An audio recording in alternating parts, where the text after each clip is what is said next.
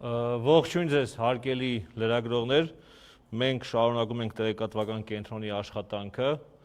այսօր առաջին բրիֆինգն է, որից հետո ուրեմն կունենանք աշխատանք տեղում, համայնքներում, այնուհետև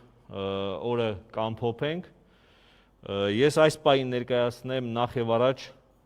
օպերատիվ իրավիճակը, որը տեղի է ունեցել 3 բրիֆինգից ընթացքում կամ հետո, այսպես ասեմ, ինչպես նշեցի, դեռ 3:18:00-ից սկսած ըստ էության լարվածության աստիճանական նվազում է տեղի ունեցել առաջնագծում, կրակոցները գնալով քչացել են, ժամը մոտավորապես կես գիշերին սկսած, կոնկրետ 12:15-ից սկսած, գրեթե լիարժեք դադար է տեղի ունեցել, չեն կիրառվել հատկապես մեծ տրամաչափի զենքեր, հրետանային միջոցներ եւ այլն, բայց մինչեւ այդ ժամը որոշակի այսպես խախտումներ, որոշակի ակտիվություն է եղել է որոշակի այսպես կրակոցներ, դուք գիտեք, որ առավոտյան պաշտպանության նախարարի մամուլի քարտուղար Շուրան Ստեփանյանը հայտարարեց այս մասին եւ նշեց, որ մեր հակաօդային պաշտպանությունը խոցել են նաեւ 2 ԱԹՍ, որոնք ընկել են միջդիրքային տարածքում եւ ընդհանրապես այս պահով այս մեր տեղեկատվական կենտրոնի աշխատանքի պահով ասեմ, որ բրիֆինգների արանքում ընթացիկ, եթե կլինեն որոշակի տեղեկություններ, որոնք լրացուցիչ այսպես կհայտարարվեն, խնդրում եմ նաեւ անպայման հետևեք Շուշան Ստեփանյանի հայտարարություններին, քանի որ իրավիճակը տարբեր փոփոխություններ, տարբեր դինամիկա կարող է ստանալ։ Դրանից հետո հանգիստ է, անդոր է, այս պահի դրությամբ կարելի ասել մի 15 րոպե առաջ ճշտումներ են կատարել, շարունակվում է այդ վիճակը։ Ես գիտեմ, որ նաև մեզ ուղղված էլեկտրոնային հարցերում այդ հարցերը հնչելու են, միանգամից կարող եմ ի սկզբանե ասել, որ Արցախյան հատվածում էլ է հանգիստ եղել, որևէ արտառոց բան տեղի չի ունեցել եւ աստված այդպես է շարունակվի։ Ուրեմն հարգելի լրագրողներ, նախ ես ուզում եմ ցավակցական խոսք ասել մեր երեկվա զոհերի, հայտարարված զոհերի մասով, դուք գիտեք, որ մենք ունենք 4 կորուստ, մենք ցավակցում ենք իրենց ընտանիքներին, մայոր Գարուշ Վեմիրի Համբարձումյան, կապիտան Սոս Փայլակի Էլբակյան, կրտսեր սերժանտներ Գրիշա Վահանի Մաթևոսյան եւ Սմբատ Գյորգի Գաբրելյան։ Ցավոք մենք ունեցել ենք կորուստներ։ 3 ես նշեցի նաև, որ հակառակորդն է ամփոփել իր կորուստները, չգիտեմ դրանք վերջնական են թե ոչ, չեմ կարող ասել, 3 երեկոյան արդեն 12 անուն էր շրջանառվում, ինչպես նշեցի, կորպուսի շտաբի պետ, կորպուսի հրետանու պետ եւ այլ սպաներ եւ նաեւ շարքայիններ։ Այս պահին ես այլ հայտարարություններ չունեմ, դալիճում եթե կան հարցեր պատասխանենք, հետո անցնենք աշխատանքի մեր նույն սկզբունքով էլեկտրոնային հարցերին եւ ամփոփենք։ Ազատություն։ Շնորհակալություն։ Միացված է։ Ազատություն ռադիոկայան, պարոն Հովհաննիսյան, ես ուզում եմ հասկանալ, պայմանավորվածություն կա ադրբեջանական կողմի հետ զինադադարի հետ կապված, թե դա այսպես ինքստինքյան, այսպես ասենք, ստացվեց, եւ երկրորդ մի փոքր խնդրում եմ, եթե կարելի է մանրամասներ հաղորդեք, երեք նաեւ բարձր տեխնոլոգիաների նախարարը ասաց, որ իսրայելական արտադրության հայտնի է դրոնը, որ խոցվել է $30 միլիոն արժողությամբ, խոցվել է այդ օսաների, երբ որ նրանք արդիականացվել են Հայաստանը, մի փոքր եթե կարելի է մանրամասներ հայտնեք, շնորհակալություն։ Շնորհակալություն հարցի համար, ես ճիշտն ասած տեղեկություն չունեմ հստակ պայմանավորվածության հրադադարի մասով, բայց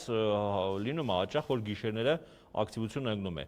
Եթե նման ինֆորմացիա ունենք, մենք անպայման կհայտարարենք, կամ մենք կհայտարարենք, կամ կարող է բրիֆինգներից դուրս արտգործնախարարությունը հայտարարել, այնպես որ այս մասով այլ բան չեմ կարող ասել։ Ինչ վերաբերվում է երեք մեր խոցած Hermes 900-ին,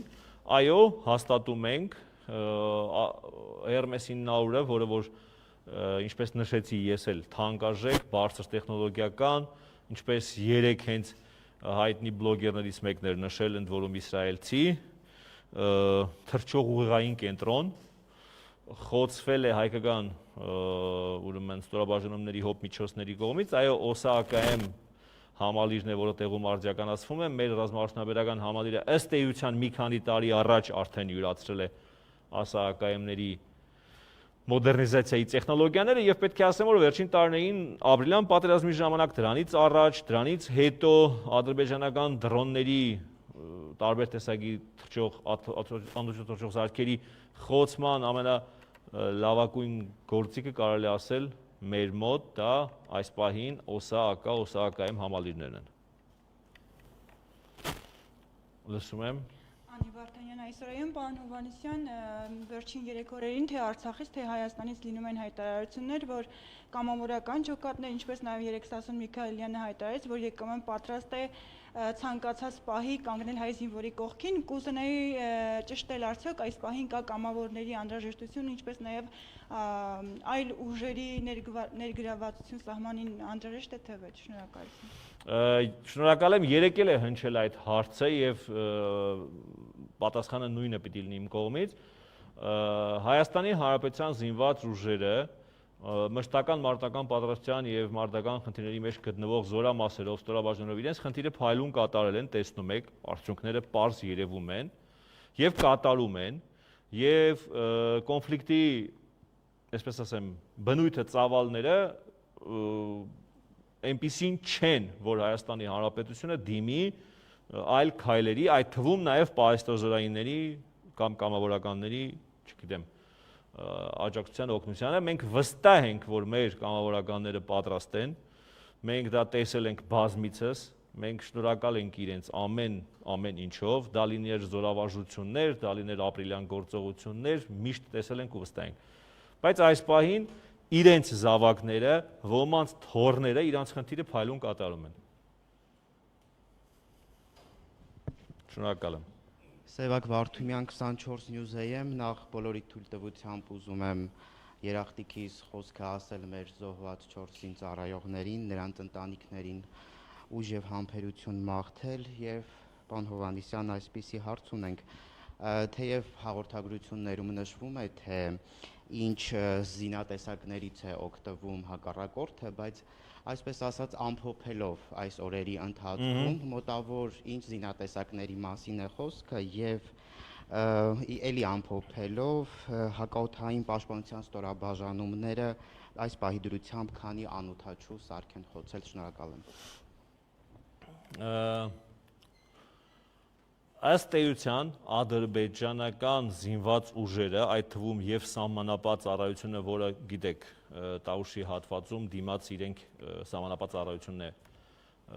ուրեմն ծառայություն իրականացնում, թե երրորդ բանակային կորպուսի իրենց սպառազինությունում եղած կարելի ասել ողջ զինանոցը գրեթե կիրառվել է բացառությամբ մի քանի միջոցների։ Դրանք են մասնավորապես բոլոր տրամաչափի, բոլոր, չգիտեմ, այսպես ռանգների հրաձգային զենքերը, գնդացիրներ, ականոնետեր, հռնականետեր եւ այլն, տանկեր, հրետանային միջոցներ, ընդհանուր մինչև 122 եւ չի բացառվում նաեւ ավելի մեծ տրամաչափերի։ Իմիջիայլոց, որպիսի այսպես մեզ գերագույն ճշգրտության կամ անճշգրտության մեջ էլ չմեղադրեն, շատ հաճախ, այսինքն 1-2 կալիբր բարձր կամ ներքև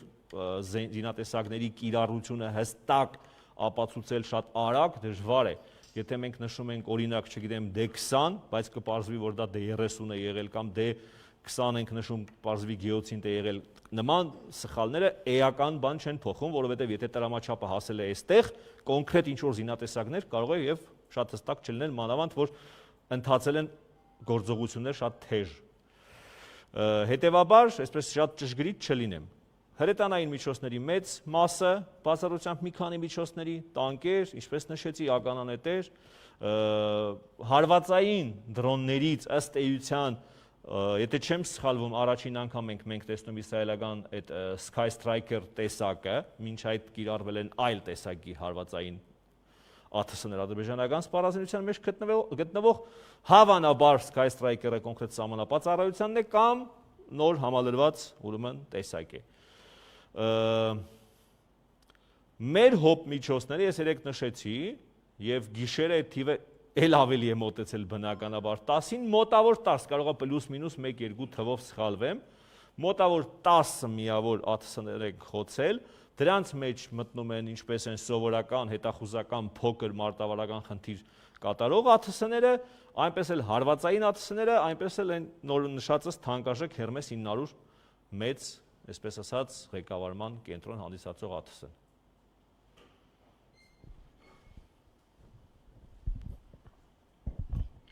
Միանում եմ բոլոր զորակցական խոսքերին, հանրային ռադիո Կարեն Ղազարյան,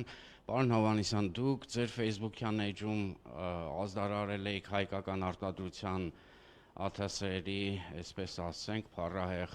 մարտական մկրտության մասին։ Ենթադրելի է, որ հնարավորությունները այս ուղղությամբ այն չէ, ինչ տեսել ենք, ես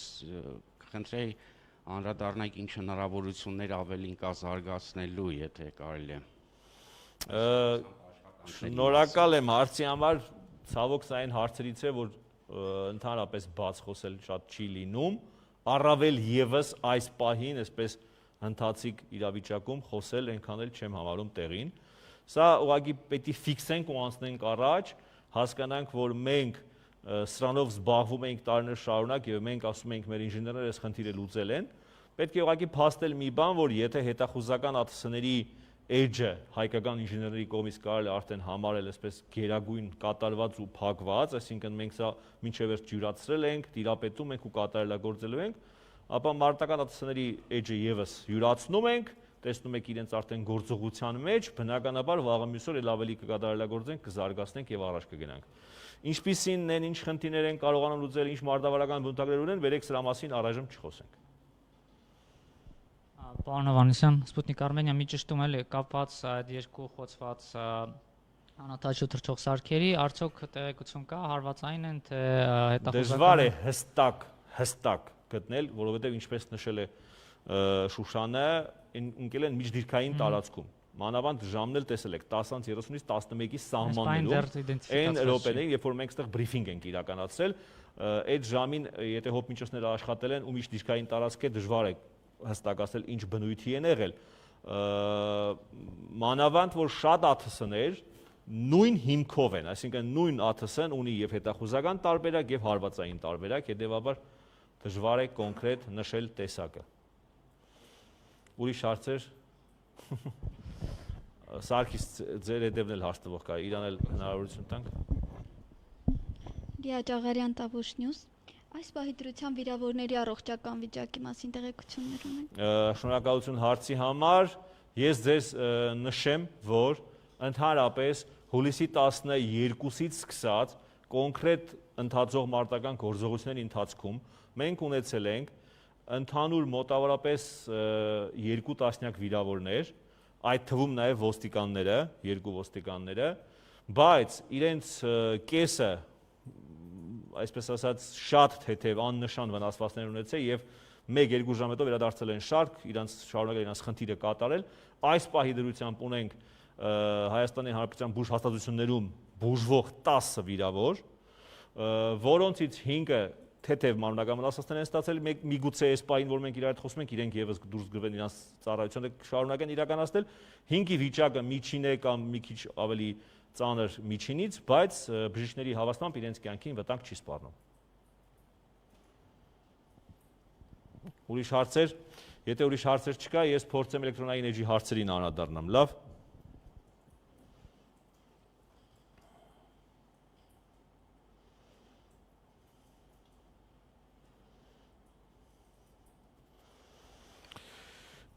Հարցը նորից հարց կա, ուրեմն այսօր AM-ից։ Ադրբեջանական կողմի կորուստները դիրքային մասով, ես դիրքերի մասին երեք ասացի, որ ավելի լավ է չանդրադառնամ, եկեք զինվորականներին, երկու կողմի զինվորականներին ոչ խանգարենք, ոչ հրահրենք, ոչ, չգիտեմ, նախապատրաստենք, իրենք իրենց գործը շարունակեն։ Հարց կա քաղաքացիական անձանց ստացած վնասվածքների մասին։ Ինչպես մեզ տեղական ինքնակառավարման մարմինները տեղեկացնում են, մեր քաղաքացիական բնակչությունը որևէ այսպես նշանակալի վիրավորումներ չի ստացել, վնասվածքներ չի ստացել, վնասվածքները տուժելը վերաբերվում է հիմնական նյութական մասին, որին մենք այսօր կանրադառնանք։ Այգեպար համայնքը գնդակոծվել է, ինչ տեղեկություններ կան։ Մենք օրվա ընթացքում պարտադիր կանրադառնանք Այգեպար համայնքին։ Որևէ բնակավայրից որևէ տարհանում չի եղել, ես ձեզ խնդրում եմ այս հարցը փակենք ընդհանրապես, տարհանում չի եղել եւ կարծում եմ չի լինի։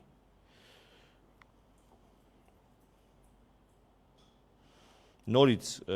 բնակավայրերից Կովկասի ուզելն է հարց տալիս, մենք ընդհանուր գույքագրում պարտադիր կիրականացնենք, ես կխնդրեմ մեր ղեկավարությանը, ուրեմն տեղական կառավարման մարմինների, մոտակա օրին անենք մի հատ գույքագրում, համայնքներով, մոտակա, չգիտեմ, այսպես կորուստներով եւ այլն, որ այս հարցն էլ կամաց թվագրումներով էջը փակենք։ Վիրավորների մասին հարց կա, ես նոր ներկայացրեցի, փաստացի 10 վիրավոր բուժվում է, որից 5-ը թեթև, 5-ը դեռ տևական ժամանակ կբուժվեն, բայց կյանքերին վտանգ չի սպառնում։ Գազատարը 2 անգամ վնասվածք ստացել է, տուժել է եւ վերականգնվել է։ Ուրեմն Տավուշ տեքստիլից բացի այլ ձեռնարկությունների մասին ես չնշենք, եկեք այս հարցը հանենք զուտ անվտանգությունից ելնելով, այնքան էլ տեղին չի, իմ կարծիքով հիմնարկ ձեռնարկությունների մասին մանրակրկիտ տեղեկություններ տալ, էլի։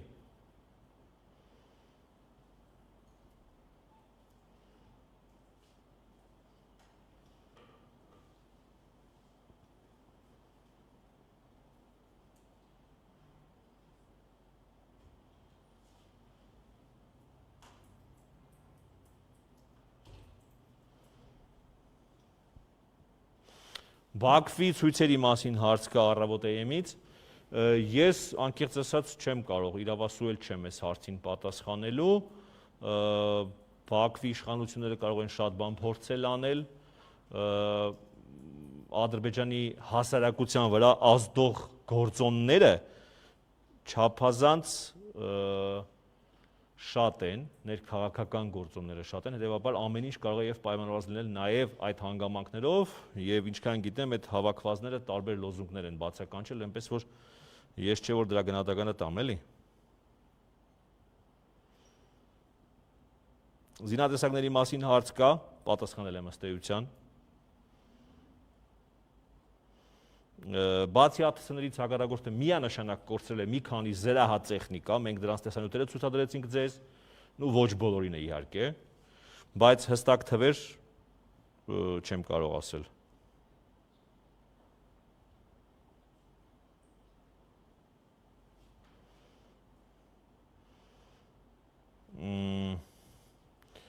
Սու-37 բարձրանալու մասով այս հարցին չեմ կարող ուղիղ պատասխանել, որովհետև Հայաստանի Հանրապետության զինված ուժերի զորատեսակները, զորամասերը նման իրավիճակում բերվում են համապատասխան աստիճանի պատրաստության, բայց ոչ ավել։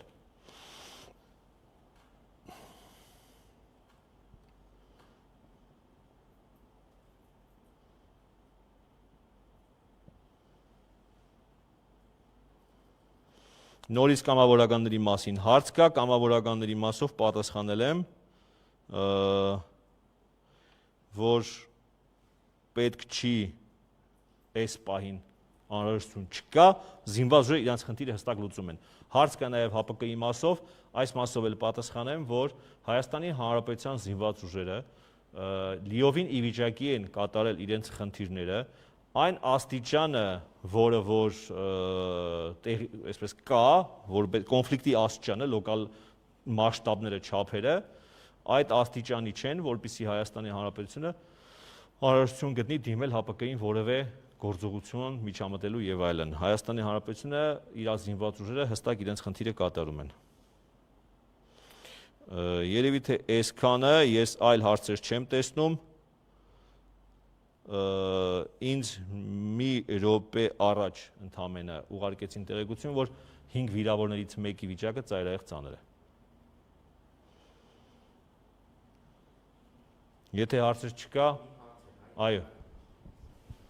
Մարտական գործողությունների ժամանակ գիտենք, որ զորքերը դուրս են բերվում, հա, մշտական տեղակայման վայրերից։ Սննդի մատակարարման նոր ընկերությունը, որ գիտենք բանակում ներգրավված է, դաշտային պայմաններում ինչքանով է կարողանալու լուծել այս հարցը։ Եթե այս պահին մենք չունենք որևէ բողոք որևէ զինվորականից սնունդի հարցում, ուրեմն ընկերությունները խնդիրը լուծում են փայլուն։ Նախ ընկերություն չընկերություններ են, եւ հետո մենք այն ժամանակ էլ ենք հայտարարել, որ մշտական տեղակայման վայրից դուրս բերելու պարագայում սննդի մատակարարման process-ը դառնում է խառը, այսինքն ընկերության եւ զորամասի թիկունքային ծառայությունների համատեղ աշխատանքով է իրականացվում։ Պարոն Հովհաննիսյան, խնդրում եմ հստակեցրեք, դուք ասացիք, որ հուլիս ամսվա ընթացքում 20 վիրավոր ունենք, հա, այդ թվում այս վերջի մարտական գործողությունների ժամանակ։ Ես ուզում եմ հասկանալ 5 որոնցից 5-ի վիճակն է ծանր եւ Չէ, որոնցից տեսեք, ես ասացի 5-ը որոշակի երկար բուժում կստանան, միջին ծանրության էլ կա, ծանր էլ կա։ Մեկի վիճակը ծայրահեղ ծանր է։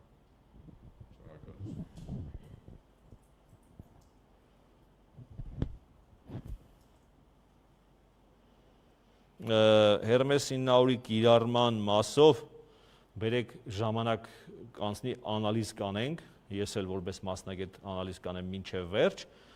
ինձ էլ է ինչ-որ բան անհասկանալի, թե ինչպես է Hermes 900-ը փորձվել կիրառվել, այսպես ասենք, իր հնարավորություններից եւ իր ֆորմատներից դուրս, բայց ավելի մանրամասն հետո կանադառնանք։ Չկա այլ հարցեր, շնորհակալ եմ, անցնենք մեր բնականոն աշխատանքին։